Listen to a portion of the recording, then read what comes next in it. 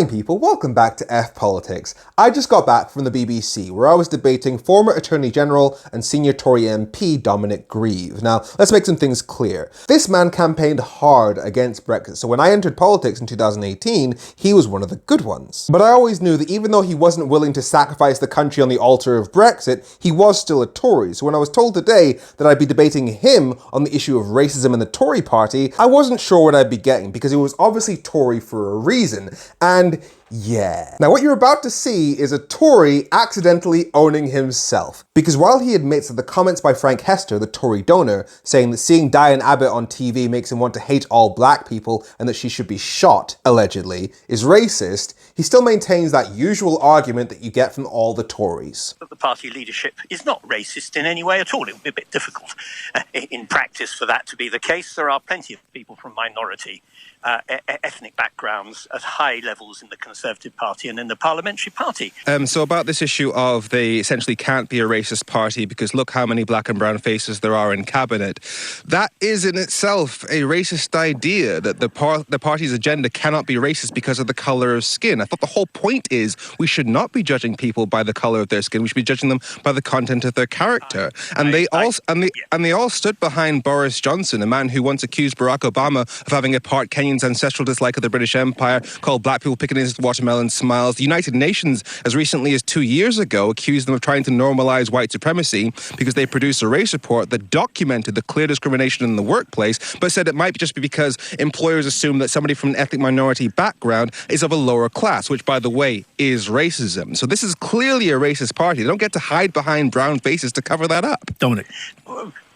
I think one can just get a little bit carried away with all that rhetoric. Sorry, rhetoric? I gave facts, supported with evidence that goes right the way up to the United Nations. But you know what? Let him cook. Because the party made a very considerable effort to open itself to minority participation. That didn't suggest to me that there was some ingrained prejudice against people from other ethnicities. He said the party made a considerable effort to open itself up to minority participation. Basically, they allowed ethnic minority people into their party. Rosa Parks has nothing on these guys. But the question is a very specific one. It is about the behaviour of Mr. Hester. That is a very specific issue.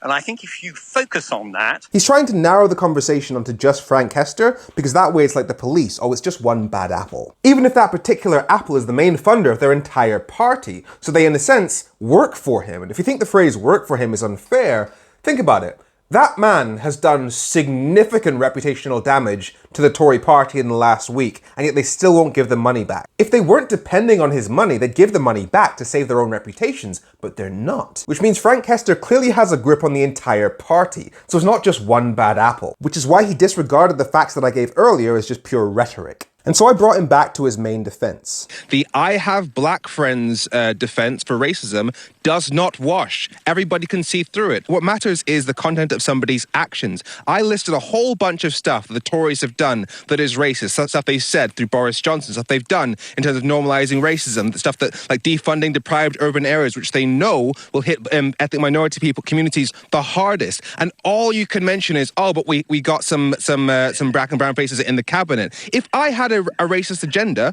wouldn't it make sense in the 21st century to try and bring in more brown and black spokespeople to push that agenda?